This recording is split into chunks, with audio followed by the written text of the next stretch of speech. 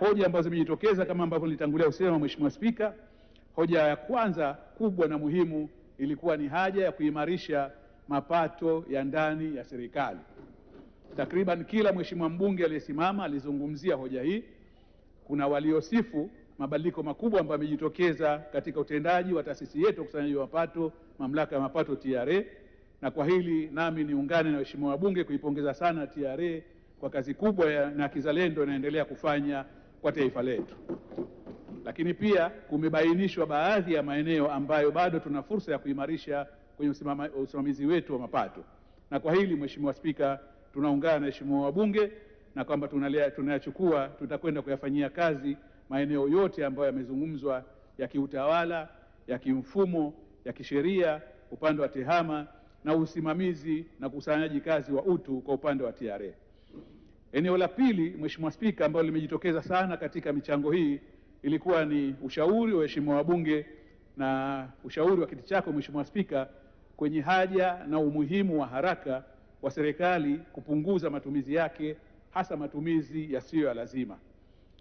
Zimezungumzwa swala la ununuzi na matumizi ya magari ya gharama kubwa, lakini pamoja na matumizi yenyewe ya magari, imezungumzwa swala la safari za ndani na nje ya nchi na ushiriki wa mikutano ambayo mingine isiyo na tija. Imezungumzwa vile vile uwezekano wa kubana matumizi kwa kiasi cha shilingi trilioni 1.5 ili zielekezwe fedha hizo zielekezwe katika ulipaji wa madeni ya wakandarasi wa ndani. Hoja hii ilitolewa na kamati yako ya bajeti, Mheshimiwa Spika.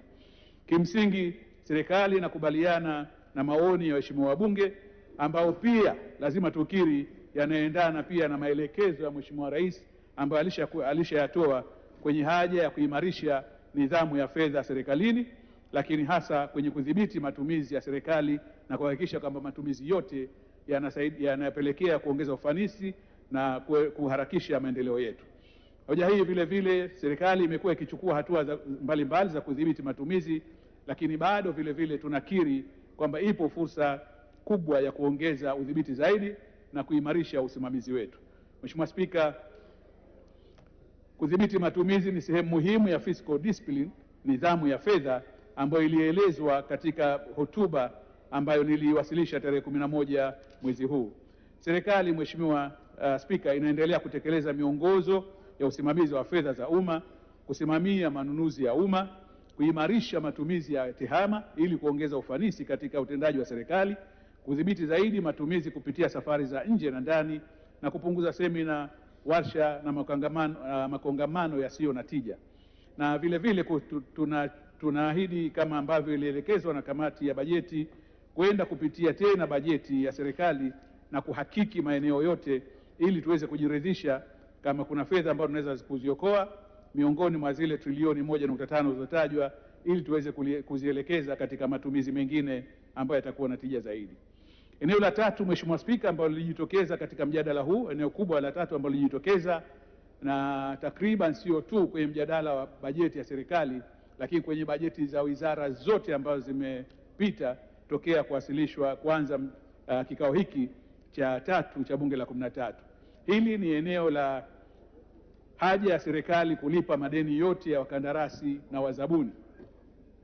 Mheshimiwa Spika, tumeelekezwa kwamba tayari, kwa sababu serikali ilishafanya uhakiki wa madeni ambayo yanafikia takriban shilingi trilioni 2.2. Tuna madeni vile vile ya wazabuni ikiwemo ya mbolea, mbegu na mbolea, na tuna deni la bohari ya dawa yani MSD.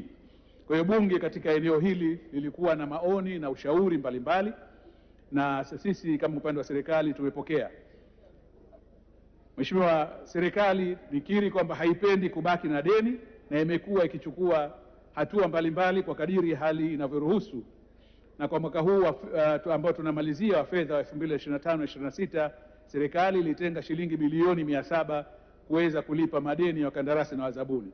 Ni dhahiri kuwa kiwango hichi ni kidogo na tunapaswa kuongeza kasi ya ulipaji. Katika bajeti ya mwaka 2026/27 ambao nilisoma hapa tarehe 11 mwezi huu wa 6, Mheshimiwa Spika, serikali imetenga shilingi trilioni 1.2 kwa ajili ya kulipa madeni yaliyohakikiwa ya wakandarasi, wazabuni na watoa huduma ambapo kwa wastani tutakuwa tunalipa shilingi bilioni 100 kila mwezi. Azma yetu ambayo inaendana na maoni ya waheshimiwa wabunge ni kuwalipa kwa wakati wakandarasi na wazabuni wote na kuwezesha kuendelea kutekeleza miradi na kuchochea shughuli za kiuchumi. Serikali inaangalia uwezekano wa kutafuta vyanzo mbadala vya rasilimali fedha kwa ajili ya kugharamia madai ya wakandarasi. Serikali vile vile inatarajia kuanza kutekeleza uamuzi ambao umepokelewa kwa hisia bora kabisa hapa bungeni, uamuzi wa kuanza kupeleka moja kwa moja fedha za mifuko yenye vyanzo maalum kwenye akaunti za mifuko hiyo ili kuimarisha usimamizi wa miradi ikiwemo kulipa madeni ya wakandarasi. Mheshimiwa Spika, kwa upande wa deni la MSD